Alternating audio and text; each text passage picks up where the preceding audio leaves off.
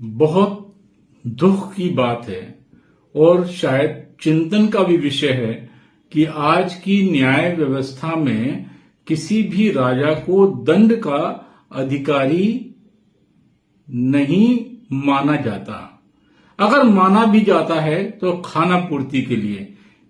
वो अनैतिक रूप से धन संपदा को इकट्ठा करता है, जमा करता है, पूंजियां जमा करता है। अगर हम उसको खाना पूरी के हिसाब से खाना पूर्ति करके उसे न्याय व्यवस्था में लेके आते हैं तो उसको कुछ माह की दिखाने के लिए सजाएं हो जाती हैं, जिनको वो सुख सुविधा पूर्वक कारावास में व्यतीत करता है और बीच में ही पैरोल या जमानत पर बाहर आ जाता है और उस संपदा को उसके घर वाले बहुत ही अच्छे ढंग से यूज कर रहे होते हैं, जीवन यापन कर रहे होते हैं। क्या हमारी न्याय व्यवस्था में कभी इस बात को जोर दिया गया कि उसका अर्जित धन हम वापस ले सकें? कितने घोटाले हमारे देश में हुए, कभी किसी का आपने वापस पैसा सरकार द्वारा लेता हुआ नहीं सुना होगा। किसी भी एक घोटाले का आप नाम ले लीजिए जो आपको नहीं मिलेगा।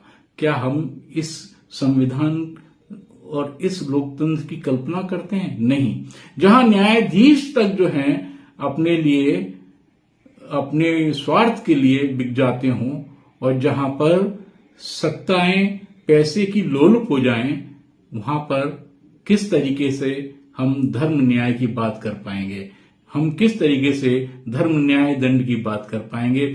मनुस्मृति में इस विषय पर 8वें अध्याय में श्लोक नंबर 337 और 338 में बहुत प्यारा व्याख्यान दिया गया है कि जिसमें राजा का भी दंड का प्रावधान है। आज के दिन में राजा का मतलब विधायक, मंत्री, मुख्यमंत्री, प्रधानमंत्री, मठा सत्ताधीश और जितने भी लोग हैं अधिकारी, ये सब आते हैं।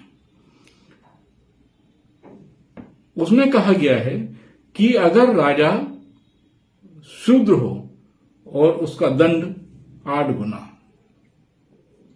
वैश्य को 16 गुना, क्षत्रिय को 32 गुना और ब्राह्मण को 64 गुना मिलना चाहिए। और ब्राह्मण को तो 64 ना होके 100 गुना और 128 गुना मिलना चाहिए, तभी हम सामाजिक न्याय की बात कर पाएंगे। लेकिन